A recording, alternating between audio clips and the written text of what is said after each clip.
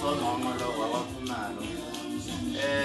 Ongenza ngibe lapha phambi kwenu akuyona into etheni nengakanani, kepha nje-ke kuwukuveza uqhawe lukaMfezimnyama mfowethu ukuthi indoda engenayo inkinga kakhulu. Ngangokuba le ngoma le yayidlala mina e-studio ngoba isikhathi esiningi uma ye-studio kuyaye ngifonela ethi mfowethu kuphi, awusondele sizodlala iy'nsimbi ungilekelele lapha nalapha masifake iy'nsimbi uMfezimnyama. I-albhamu-ke le mnandi kakhulu ye-FT iphume ngoDisemba. Le ngoma le iwu-track 8 ithi angimazi umama yadlala mina e-studio. So engizama ukuveza ukuthi umfowethu unenhliziyo enhle kakhulu ngangokuba uyanikana amathuba.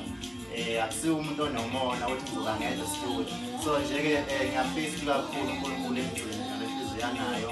Ikhona kunengoma esasayidlala naye bayazi abantu eyahitha kakhulu emnandi kakhulu.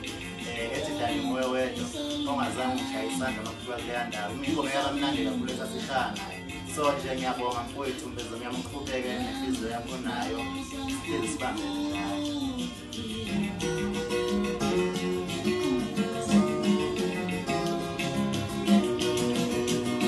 Washa